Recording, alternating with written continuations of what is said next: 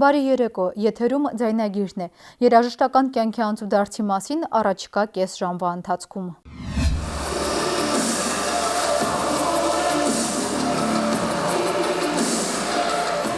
Սառույցի արքաները շոուն Եվգենի Պլյուշենկոյի և Ադելինա Սոտնիկովայի մասնակցությամբ։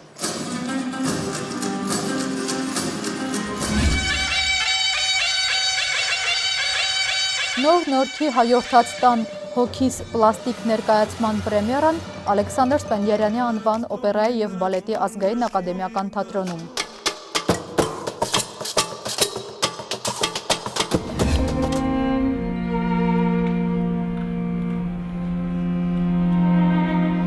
Կանադական Մոլինարի Լարային քարյակի համերգը Երևանում։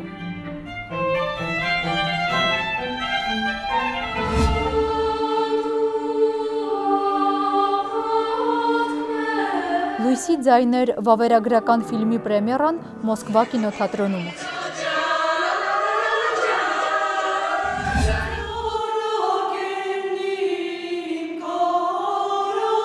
Հայկական հնորյա Կարոզ Խաչվիպերգը Ոստան ավանդական երգի պարի խմբի կատարմամբ։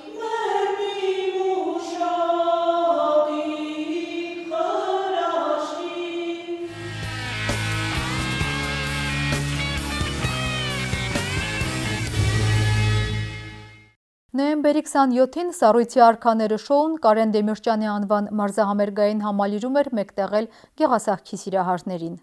Պարային համար նորաձևության ցուցադրություն, կրկեսային ներկայացում, որոնք ուղեկցվեցին գործիքային և վոկալ կատարումներով։ Ծավալուն շոու ծրագրին մասնակցեց մոտ 200 արտիստ Եվգենի Պլյուշենկոյի և Ադելինա Սոտնիկովայի գլխավորությամբ։ Սառույցի արքաները նախագիծն իրականացրեց Ֆորպոստարտ ընկերությունը։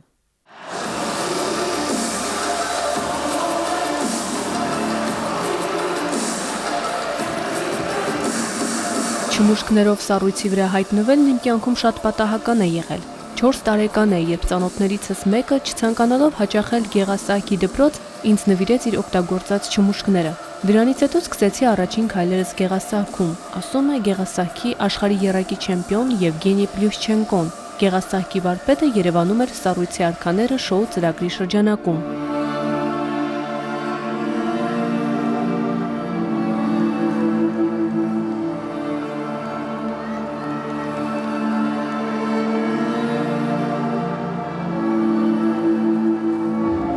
Ամեն անգամ ինձ այնքան ջերմ են ընդունում, որ ես ինձ հյուր չեմ զգում Հայաստանում։ Այսպես սկսեց մամուլի ասուլիսը Գեղասահորդը։ Ասում է, որ հայերին լավ է ճանաչում և կատակում, որ հաջորդ այցի ժամանակ հնարավոր է հայերեն կշփվի մարդկանց հետ։ Հայաստանում Գեղասահքի զարգացման նոր միտումներ է նկատում։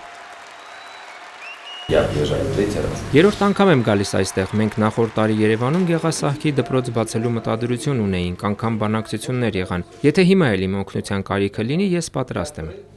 Если нужна моя помощь.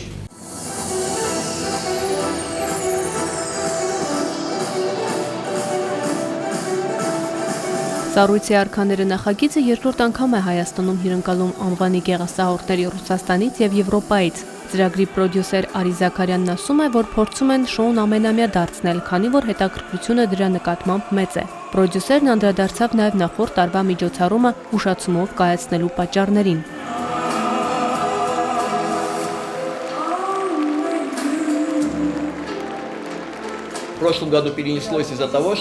Նախորդ տարի Սառույցի արքաները շոու ծրագիրը հետաձգվեց, քանի որ մեր ծրագրում մասնակցում էին նաև ֆրանսիացի գեղասահորդներ, և այդ օրը համընկավ Փարիզում տեղի ունեցած ահաբեկչության հետ։ Մենք հետաձգեցինք միջոցառումը, քանի որ այդ օրը Ֆրանսիայում հիշատակի օր էր հայտարարված։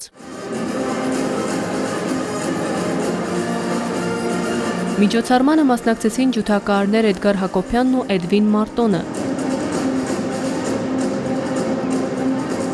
Ցուցադրվեցին հայ նորաձևության տների մոդելավորողների 2017 թվականի հավաքածուները։ Բեմականացված կատարումներով Սառցե պարարվեստի իրենց հմտությունները ցուցադրեցին Հայաստանի Իրինա Ռոդնինայի անվան Գեղասահքի դպրոցի սաները։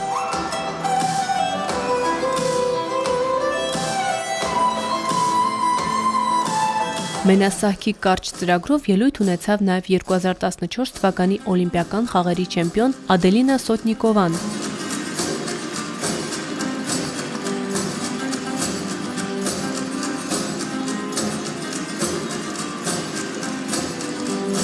17-ամյա Անաստասիա Գալուստյանի համար գեղասահքն ապրելակերպ է դարձել։ Առաջին անգամ 3 տարեկանում է չմուշկների վրա կանգնել եւ սերն այս մարզաձևի նկատմամբ մնացել է մինչ օրս։ Իսկ միջազգային մրցահարթակներում մեծ պատիվ է համարում Հայաստանը ներկայացնելը։ Այս շոուին մասնակցելու առաջարկն էլ մեծ ոգևորությամբ է ընդունել։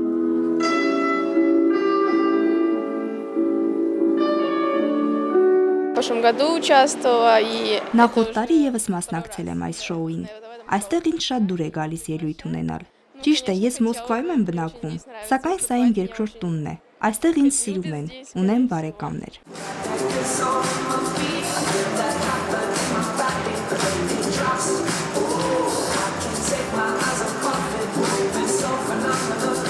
Սլավա Հայրապետյանը պրոֆեսիոնալ գեղասահքով զբաղվում է 10 տարեկանից։ Հորը Սամվել Հայրապետյանին իր առաջին եւ միակ ուսուցիչն է համարում։ Հմտությունները զարգացնում է արտերկրում։ Ասում է, դրսում այս սպորտաձևով զբաղվողների թիվն ու համապատասխան պայմանները շատ են, որոնք նոր հեռանկարներ են բացում երիտասարդ սահորդների համար։ Մարի Խաչատրյան, Վրամ Խանամիրյան, Ձայնագիր։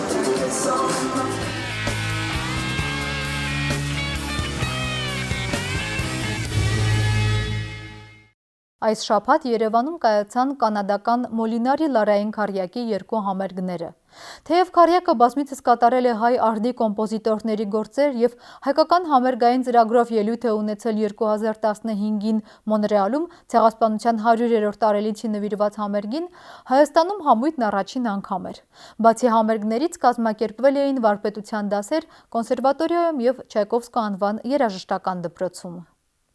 Մոլինարի Լարային քարյակի առաջին ելույթն էր Հայաստանում, որ տեղի ունեցավ Առնո Բաբաջանյան համերգասրահում։ Համերգից առաջ տրված մամուլի ասուլիսին մասնակցում էին խմբի երաժիշտները եւ կանադահայ կոմպոզիտոր Պետրոս Շուժունյանը։ Շուրջ 40 տարի Կանադայում ապրող Ծագումով գյումրեցի կոմպոզիտորը եւ քարյակի հիմնադիր ջութակահար Օլգա Ռանցենհոֆերը համագործակցում են վաղուց։ Միասին են սովորել կոնսերվատորիայում, միասին կատարել մասնագիտական առաջին քայլերը։ Շուժունյանը կոմպոզիցիայի, Ռանցենհոֆերը կատարողական արվեստի ոլորտներում։ Այդ համագործակցության շնորհիվ Մոլինարի համերգային երկացանկերում գրեթե միշտ լինում են հայկական գործեր։ Մոլինարին նաև ձայնագրում է հայ կոմպոզիտորի գործերը։ Պետրոս Շուժունյանի գրեթե բոլոր գործերն ունեն հայկական վերնագրեր։ Ապրում եմ Կանադայում, բայց մտածում եւ զգում եմ, ինչպես Հայաստանում խոստովանում է կոմպոզիտորը։ Հենց հայրենիքն է ներշնչում նոր գործեր գրելիս։ Այդպես են ծնվել նորավանք կոչվող քարյակները։ Այս քարյակները նվիրել եմ նորավանքի հրաշքին։ Ուրեմն քարյակները իրենք եղածով հիմնված են մեր գեղեցիկ շարականների հիման վրա, Թահմիզյանի 5-ից 15-րդ դարի գրված շարականների թեմաների հիման վրա, եւ քարյակը ցայնագրեց, ուրեմն ունենք CD այս քարյակների կատարմամբ մեր գեղեցիկ Մոլինարի քարյակի կատարմամբ ցայնագրությունը մեծ հաջողություն ունի Մոնրեալում, Կանադայում։ Մոլինարին երկարամյա խումբ է, ստեղծվել է 1997-ին, իր առջև դրել է 3 հիմնական նպատակ՝ կատարել միայն 20-րդ եւ 21-րդ դարում Լարային քարյակի համար գրված գործեր, հնարավորության դեպքում համերգային ծրագրում ներառել կանադական կոմպոզիտորների ստեղծագործություններ եւ աջակցել երիտասարդ կոմպոզիտորներին։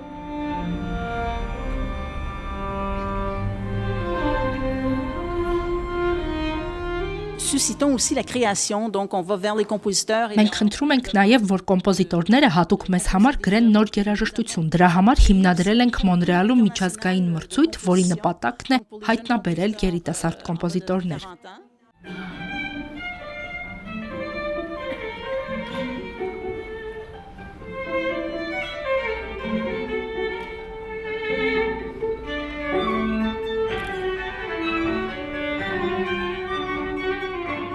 Կանադացի երաժիշտները երիտասարդական կրթական ծրագրերը իրենց մասնագիտական առաքելության մի մասն են համարում։ Հայաստանի Հանրապետության մշակույթի նախարարության աջակցությամբ Երևանում Մոլինարի Լարային քարյակի երաժիշտները եւ Պետրոս Շուժունյանը անցկացրել են վարպետության դասեր Կոմիտասի անվան պետական կոնսերվատորիայում եւ Չայկովսկու անվան երաժշտական դպրոցում։ Ապագա հայ երաժիշտներին շատ են հավանել։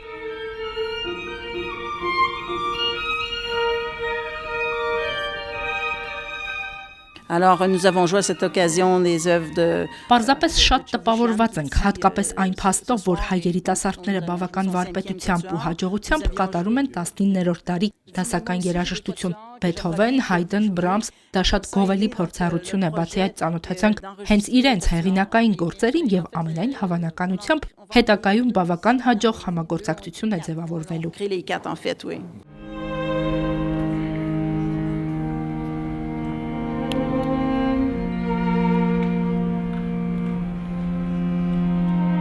Մոլինարին Կանադայում մեծ հայկական ծրագիր է իրագործել 2015-ին մասնակցելով Հայոց ցեղասպանության 100-րդ տարելիցին նվիրված միջոցառումներին։ Կվարտետը այդ համերգին ներկայացրել է զուտ հայկական ծրագիր Արամ Խաչատրյան, Լևոն Չավուշյան, Տիգրան Մանսուրյան, Ջոն Տեր-Թադևոսյան։ Կանադան մի երկիր է, որը ներառում է մի շարք այլ մշակույթներ, Կանադան այն երկիրն է, որը նաև ստեղծում է իր մշակույթը։ Իսկ Պետրոս Շուժունյանի հետ համագործակցությունը եւ ցեղասպանության տարելիցին նվիրված համերգը մշակույթների ներթափանցման լավագույն օրինակն են, ասաց խմբի ալտահարը։ Puisque c'est sans lui, on n'aurait pas. Իմ կարծիքով դա կարևոր ներդրում էր ոչ միայն ցեղասպանության ճանաչման գործում, այլև հայկական մշակույթը ներկայացնելու տեսանկյունից։ Մեծ քանակությամբ մարդ կար դահլիճում։ Դա նշանակում էր, որ այդքան հաղորդագրություն ենք հղում մարդկանց ցեղասպանության տարելիցի ճանաչման եւ դատապարտման մասին։ Դա մշակույթի միջոցով ուղղորդված հաղորդագրություն էր։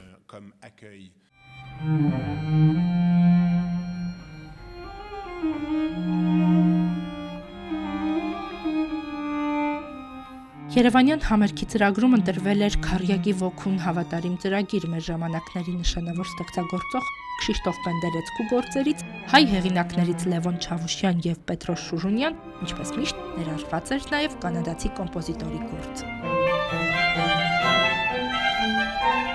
Հերմինե Հակոբյան, Հարություն Տոլանյան, ձայնագիր։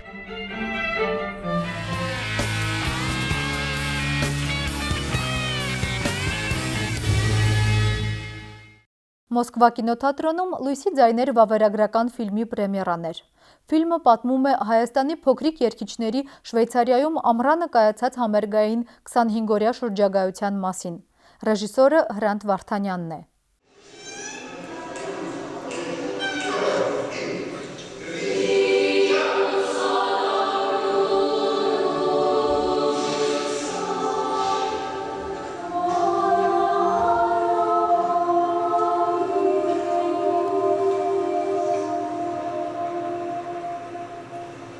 Ֆիլմում ցանկացել եմ ցույց տալ մեր երեխաների լույսը եւ թե ինչպես է այդ լույսի բարձրաճաշակ արվեստի արչեւ գլուխ խոնարհում եվրոպական քմահաճ հանդիսատեսը։ Երեխաները մեր երկրի մեծ հարստությունն են, ինչի հանդեպ պետք է չափազանց ուշադիր լինենք, ասում է «Լույսի ձայներ» վավերագրական ֆիլմի ռեժիսոր Հրանտ Վարդանյանը։ Այս փոքրիկ վավերագրության օգնությամբ հայ հանդիսատեսը հնարավորություն ունեցավ մտովի մասնակիցը դառնալ Հայաստանի փոքրիկ երգիչների ճամփորդությանը, լսել հոգևոր, դասական, ջազ եւ ժամանակակից խմբերգեր, ծանոթանալ երեխաների առօրյային, հետևել խմբավար Տիգրան Հեքեքյանի աշխատանքին, բացահայտել ստեղծագործական խմբի անդամներին նոր լույսի ներքո։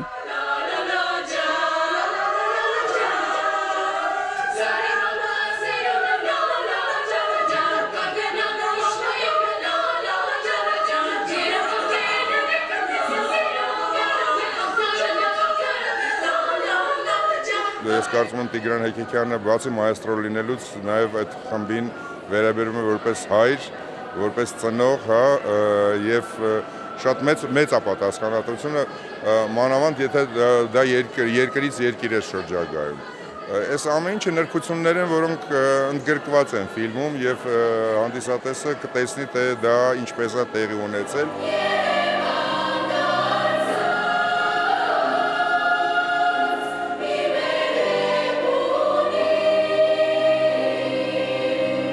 Փոքրիկ երգիչները տասնյակ շրջագայություններ են ունենում աշխարհով մեկ, սակայն դրանք չեն նկարահանվում։ Այդ փաստը անհանգստացրել է ռեժիսոր Հրանտ Վարդանյանին եւ առիթ դարձել ֆիլմ ստեղծելու համար։ Օպերատորի խցիկը ֆիքսել է ոչ միայն համերգները աշխարհահռչակ բեմերում, այլև փոքրիկների առօրյան, շփումները, ներքին խոհանոցը։ Տիգրան Հեքեքյանը ֆիլմն առաջին անգամ դիտեց հենց պրեմիերայի ժամանակ։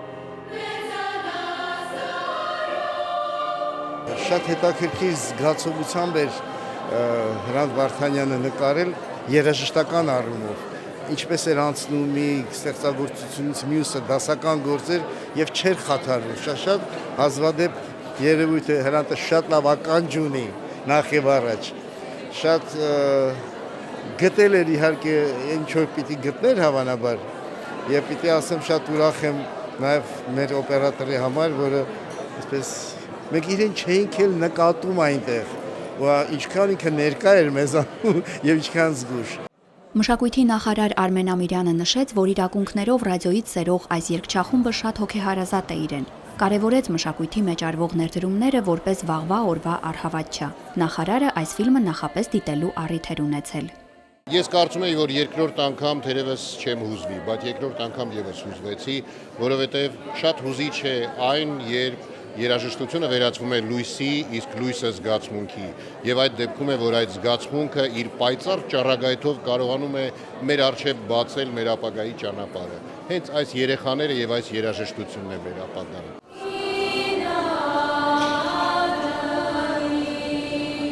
Տոնական այսօրը հուզված էին բոլորը, հատկապես ֆիլմի իրական հերոսները։ Փոքրիկ երգիչները համապատրաստից հյուրերի համար կատարեցին սիրված երգեր, պատմեցին շրջագայությունից իրենց տպավորությունների մասին։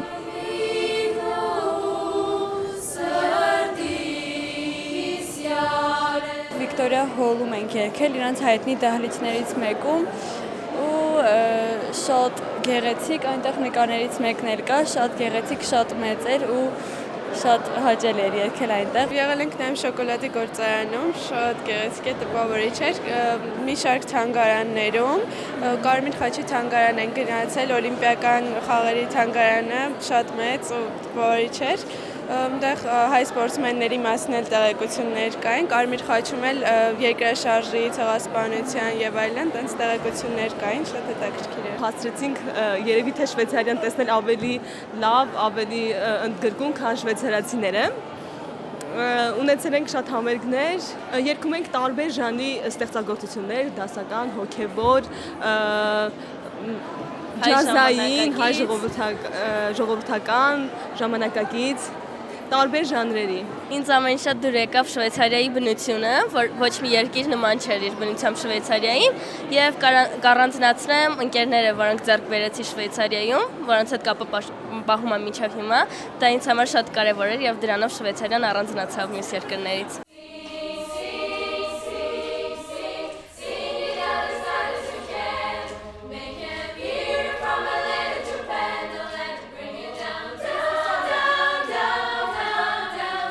Լույսի ձայներ վավերագրական ֆիլմը նկարահանվել է Արև ֆիլմ ստուդիայում Գագիկ Ծառուկյան բարեգործական հիմնադրամի օժանդակությամբ։ Ֆիլմի տեղեկատվական հովանավորը Հայաստանի Հանրապետության մշակույթի նախարարությունն է։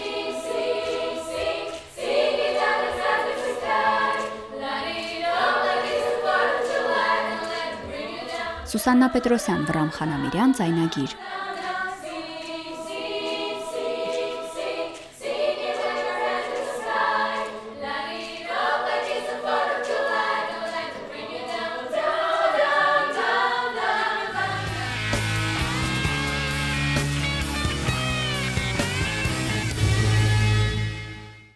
Նոր-Նորքի հայորդաց տան հոգիս պլաստիկ ներկայացման պրեմիերան կայացել է հոկտեմբերին ԱՄՆ-ում։ Այժմ հայորդիները որոշել են ներկայանալ նաև հայ հանդիսատեսին։ Ներկայացման մեջ ընդգրկված են Պարի, Կրկեսի, ազգագրական երգու Պարի, Դհոլի դասարանները, ինչպես նաև Թումո ստեղծարար տեխնոլոգիական կենտրոնի Թմբաթա, Պիրամիդ և Դեցիբել խմբերը։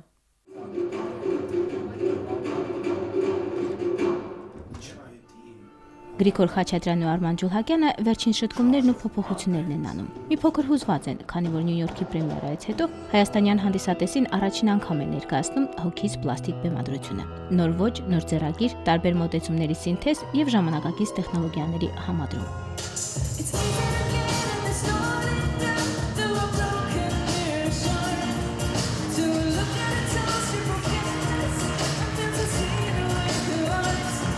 Փորձել ենք, այսպես ասած, այդ ամեն ինչը սինթեզել, մանավանդ որ բեմական արվեստը դա սինթետիկ արվեստ է, իր մեջ պարունակում է եւ խոսք, եւ շարժում, եւ երաժշտություն, եւ լույս, մի խոսքով նկարչություն, տեսակ առանձնահատկություն ունի։ Տեղի հանդիսատեսը բավականին բծախնդիր է, բավականին պահանջկոտ է, եւ պետք է ամեն ինչ անենք, որ նրանց սպասումները արդարացնենք։ Սփյուռքի հանդիսատեսը ավելի զգացմունքային է, ավելի զգայաններով է ընկալում փոքր երեխաներին, Հայաստանից գնացածներին, շատ լավ ընդունվեց ներկայացումը, բայց այստեղինը դա քննություն է, որ պիտի բռնենք։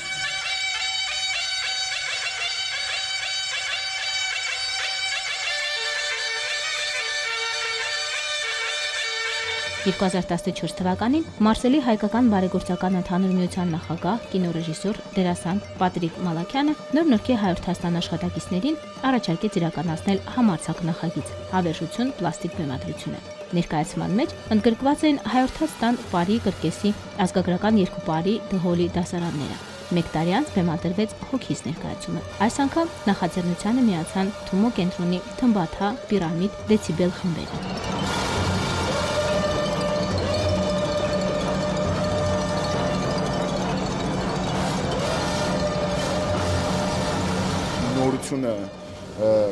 նորություն ստեղծել, այսպես ասած, շատ լավ համադրվեց Հայրենասთან երեխաների արարած աշխատանքի հետ, որից շատ գոհ եմ։ Նյու Յորքում արդեն այս ներկայացումը մի անգամ արել ենք, հիասքանչ տպավորություններ ունեինք, եւ ինձ թվում է այսպիսի ներկայացումներ Հայաստանին դեռ շատ են պետք գալու ու վստահաբար կլինեն դեռ։ Իրոք հաճելի է շատ, երբ դու երգում ես եւ դիմացը բոլորը պարում են, այդ տրամադրությունը քեզ փոխանցվում է։ Եվ Թմբաթան էլ ինքը իրենով ֆոլք ռոք մյուզիք է իրենց ներկայացնում եւ կարծում եմ սթայլերը շատ սազեցին իրար հետ եւ կարողացանք համադրելով իրար հետ ստեղծել ինչ-որ հետաքրքիր բան։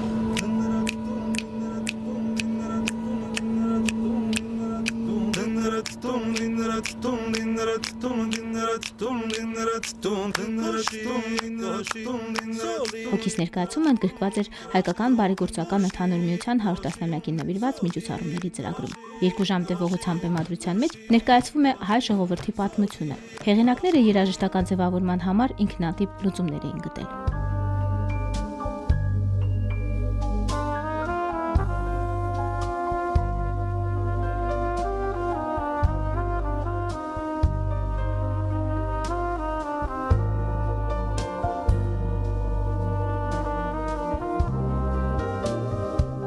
Օրիգինալ գործիքները փոխարինում ենք մեր կենցաղային օգտագործման այդ ապրանքներով, այսինքն փեջն է, այնտեղ թեյնիկն է, պատառաքաղն է, ամաններն են, բաժակներն են եւ ամեն մի երեխաներից ամեն մեկը այդ մի քթալով կամ պատառաքաղով ինչ-որ ֆունկցիա է տանում, որը կտաներ պրոֆեսիոնալ գործիքով, բայց ավելի շատ ինքը այդ կենցաղային ոնց ասեմ, առօրյա կյանքից վերցրած այդ պարագաներով ենք ստանում այդ ռիթմը ու շատ օրիգինալ է ստացվել։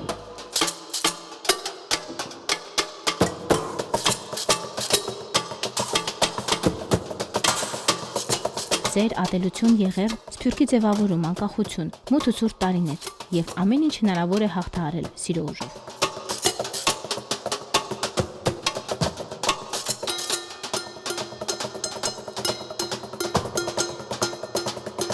This is the second show.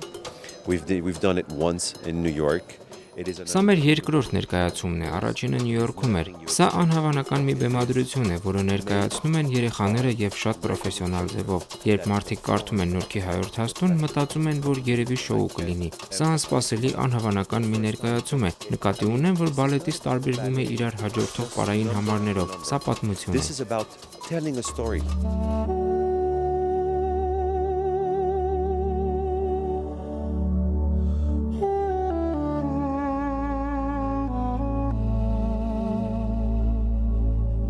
Արդեն պայմանավորվածություն կա հոգիս եւ հավերժություն բեմադրությունները Բեյրութում եւ Մոսկվայում ներկայացնելու վերաբերյալ։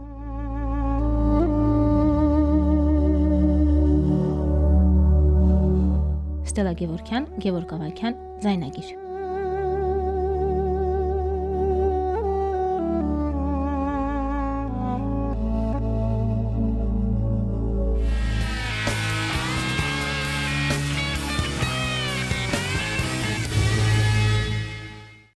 Կոմիտասի թանգարան ինստիտուտում նոյեմբերի 29-ին Ոստան ավանդական երգի պարի խումբը ներկայացրեց մեզանում քիչ հայտնի ու քիչ կատարված հայկական հնորյա վիպերգը «Կարոզ խաչը»։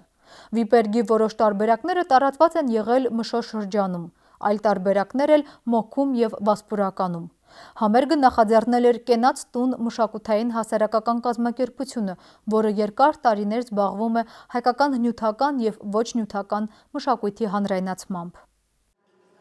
Գյուղացիները դաշտում կարոս, այսինքն քարաուզ բույսից մի խաչ են պատրաստում, որն իր հրաշագործությամբ ցերեկը հով է անում աշխարհին, գիշերը կամար լույս կապում տաճարին։ Գյուղի քահանան թափորով խաչը բերում դնում է տաճարի մեջ։ Գզիրը լուր է տանում քուրդ պարոնին, թե հայոց ազգին մի հրաշագործ խաչ է հայտնվել, որը վայել է միայն խանին ու նրա դիվանին։ Քուրդ պարոնը մարդ է ուղարկում խաչը եկեղեցուց հափշտակելու, սակայն նրա ուղարկած զինվորները կատաղությամբ բռնված կոտորում են իրար։ Վիպերգի այլ տարբերակներ էլ կան, որ տարածված են եղել ՄՇ շրջանում, Մոքքում և Վասպուրականում։ Դրանցում շեշտադրված է օտար նվաճողների կողմից հայկական սրբությունների և սրբավայրերի կողոպտման ու ավերման փաստը։ Վիպերգը տեղ է գտել Ստեփանոս Օրբելյանի «Պատմություն նահանգին» սիսական գրքում։ Երաժշտական պատառիկներ գրի են առել Կոմիտասը և Սպիրիդոն Մելիքյանը։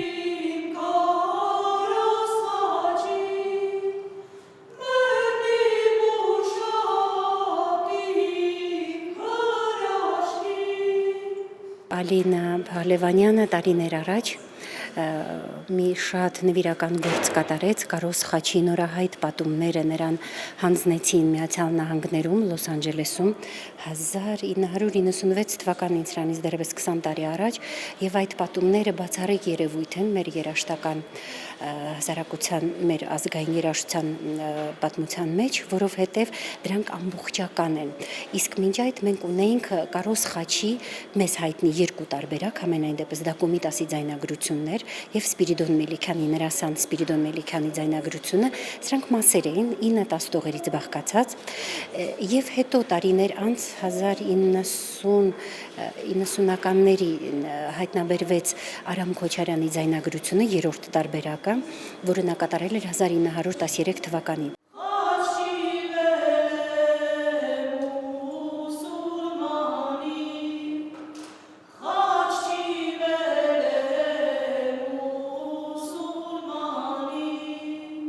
Կարոս խաչ վիպական պատումն ամբողջությամբ առաջին անգամ ներկայացրել է վիպասած երգչուհի Անահիտ Հալապին։ Վիպական պատումը հանրությանը ներկայացնելու նախաձեռնությունը «Կենաց տուն» մշակութային հասարակական կազմակերպությանն էր։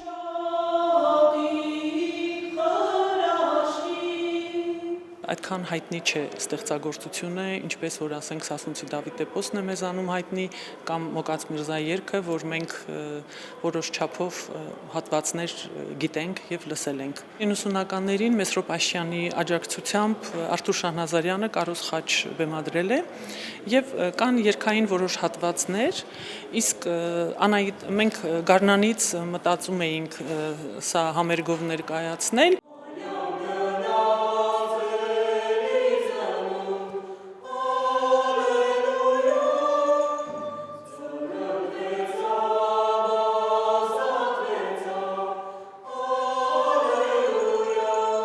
Համերգային ծրագրի երկրորդ բաժնում Ոստան համույթը կատարեց հայկական ավանդական ծեսերին ու տոներին նվիրված երգեր։ Համույթը շուրջ 2 տարի է գործում է Երևանի ճարտարագիտական համալսարանում։ Անդամներին, որոնց շարքում են ծրագրավորողներ, մաթեմատիկոսներ, սպորտսմեններ, համախմբել է հայ երգի հանդեպ սերը։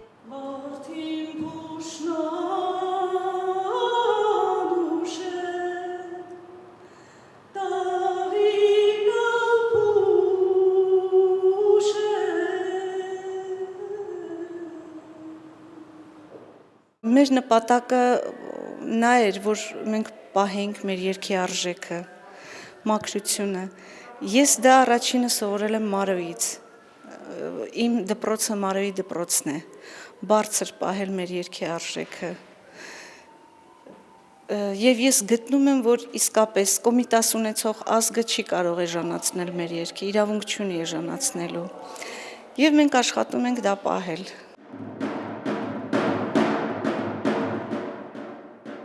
Թաղիկ պատրաստելը, գորգ գործելը, հաց թխելը նախկինում ուղեկցվել են երկու պարով խաղիկներով։ Այս կերպ գյուղացին հեշտացրել է իր գործը։ Գայանե Աբելյանը կարծում է, որ պետք է լայն ասպարեզ տալ ժողովրդական երգերի քարոզչությանը, որպեսզի այն նորից տեղ գտնի ժողովրդի կենցաղում։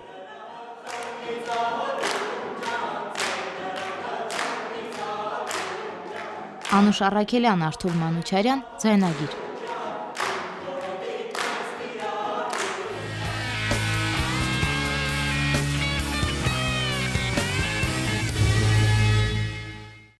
Այսօրվա համար այսքանն էինք պատրաստել։ Հաճախեք համերգասրահներ եւ լսեք լավ երաժշտություն։ Կհանդիպենք մեկ շաբաթից։